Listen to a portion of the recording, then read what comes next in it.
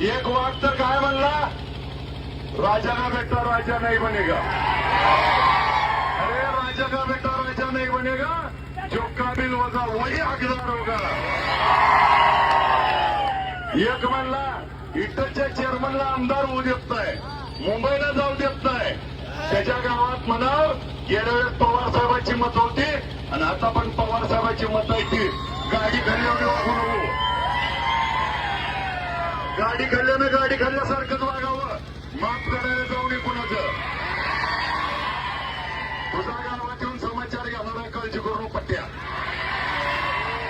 लय सहन केलं, लय यांचं ऐकलं, सगळी म्हणायची जरा थांबा जरा थांबा, एवढं थांबलो पण यांचं काही शिपूट वाकडं ते सरळ झालं नाही।